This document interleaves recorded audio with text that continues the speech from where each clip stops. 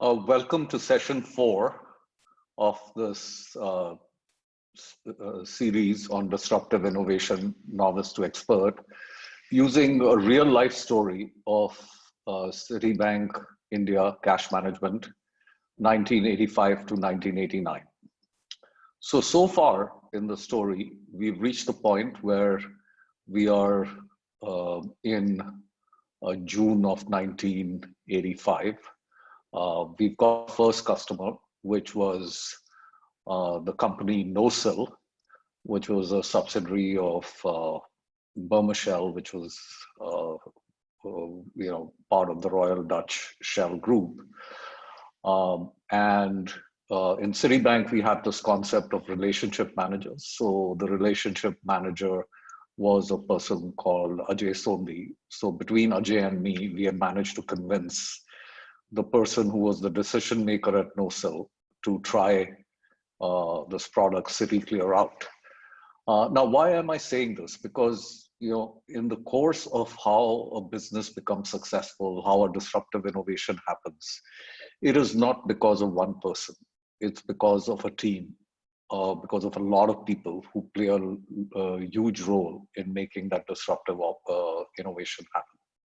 So I forget the name of this individual in Novice, but we are very grateful to him that he actually took the chance and became our guinea pig. And Ajay also got convinced that he should allow me to present this idea, which was just a concept at that time, to Novice. So both these individuals were fairly critical in the business becoming a success. Now, moving forward, so in the last session, we had talked about how we refined the idea, which had been presented at this Goa offsite, and how we got ready for customer zero, which was, even before we started talking to Novice and a few others. How did we get ready? How did we get everybody on board so that when we got the customer, we could give them a wow experience, and then how we got started. So in this session, what I want to talk about was how did we get to 10 customers? So it was around 10, and we got to 10 customers, if I remember right, before the year ended. That is, before 1985 ended, we were at 10 customers or maybe a little more. We had to convince the people who liked the idea but were sitting on the fence. Now, to do that, there were a few things that we had to tackle. So the first was we had a spokesperson in Novice who said that this was pretty good. But even Novice was not really all that happy because we were handling a very small percentage of their overall sales. We were only handling the sales which were being done in the metros, where they got a check which was drawn on either Delhi, Kolkata, Chennai, or Mumbai. And we weren't being able to handle checks which were drawn on other, say, tier 2 cities or anywhere across India. So they also kept saying, wow, this is very nice. We really like this, but you need to do more. Now, to do more, it was not that easy because we had only 4 branches, or rather 6 branches in 4 cities. So even in a city, suppose we wanted to deal with a customer whose office in that particular city was located really far from us, from our branch, then they would have to physically get the checks to our branch to deposit them. Now, this might seem like a small thing, but it was a problem that we had to solve, and we will talk about how we solved that a little later. Then there was the problem of convincing people that it was okay to start with us, even though we handled a small portion of their sales. And then the other thing was that quite a few people wanted to wait and see how this no-sill experiment worked. So gradually we went from 1 to 2, then maybe 4 and 6 and so on and so forth. Also, we had to create internal excitement for this product and this entire business that we said was going to be a quantum business. So, how much revenue were we making? Why was this revenue exciting? We were doing this without actually putting any assets at risk, because though we had a credit line, that credit line was something where the utilization would finish in a couple of days after the clearing was over, and we got the return checks back, and things like that. So, we had to understand what were the risks in the business and do all that. So there was this whole process that I went through of trying to convince internal people, external people, and what I found was that because now I had a working prototype, something where there were customers, there were transactions happening, it became much, much easier to sell my vision. So I had a big picture vision as to how we would make this big, though I wasn't sure that I would be able to execute that vision.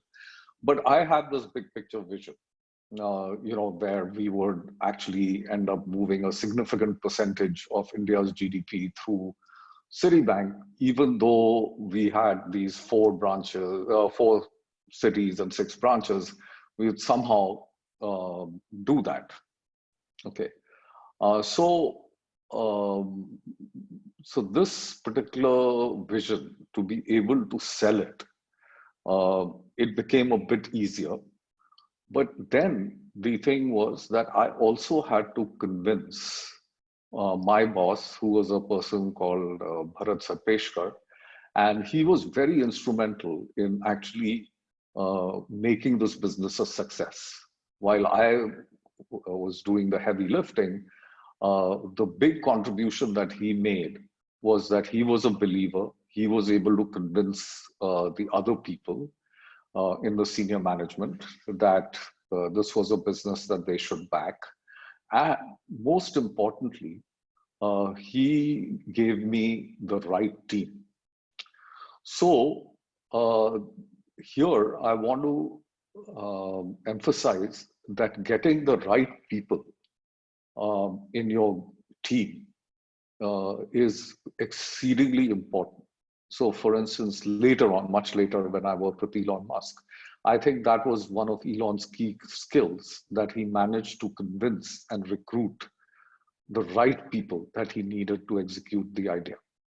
So in my case here, fortunately, I managed to convince Bharat, and he managed to get me some very young and very good resources. So the people who joined my team there was a person called Sanjay Nair, who currently heads KKR in India. He was the CEO of Citibank in India at one point, but he joined my team to head sales and marketing.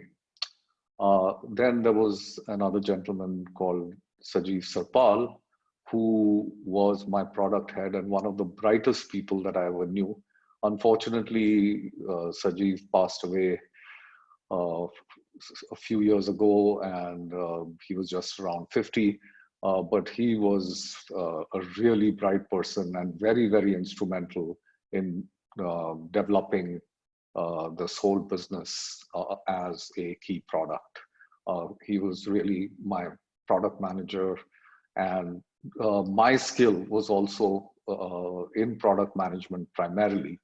So Sajeev and I together built this product, which then Sanjay was a master at selling, which Sanjay sold. And the third member of the team, the core team, was a person called Vikram Sood, who set up all the operations for this business. Because initially we relied on operations, the general operations, but we soon realized that if you're going to make this business really scalable and big and maintain the quality, then it was very imperative that we have our own operations, our own sort of sales force, which would work in conjunction with the relationship managers, but they would be specialists in selling our product.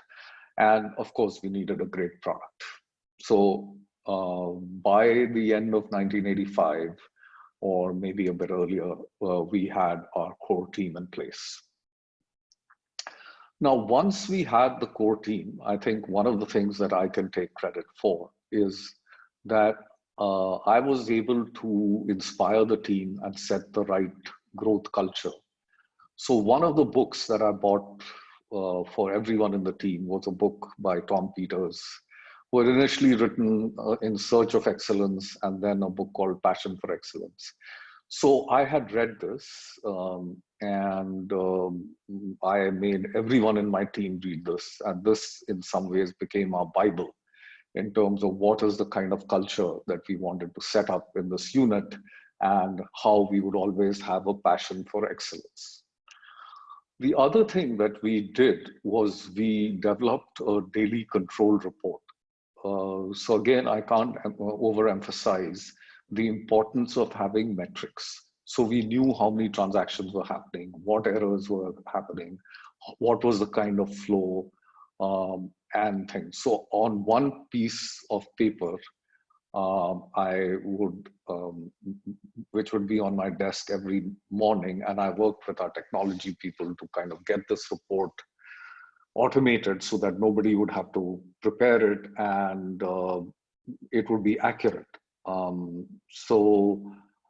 This was there on my desk every morning, and the inspiration for this daily control report incidentally came from something that I had heard when I studied management at IIM Ahmedabad, where it was a system used by the Birlas to control their businesses called the Partha system, where every day, the general manager or the head would receive this Partha, and they would use that to control the business.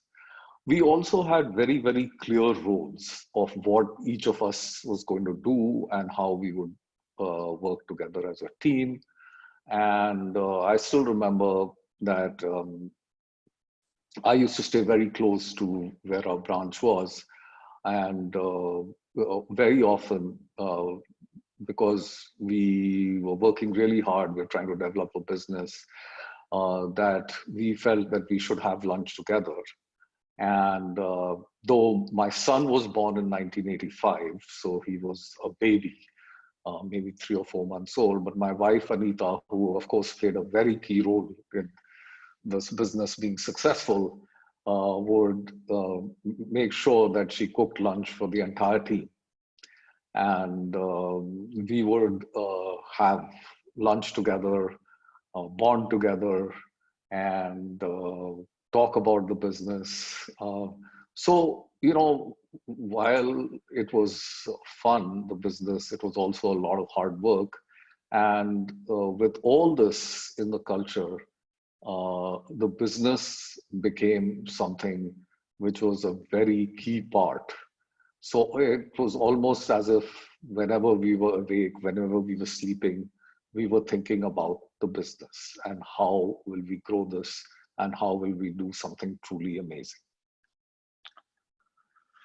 So with that, I will end this session, and we'll see you again in session 5.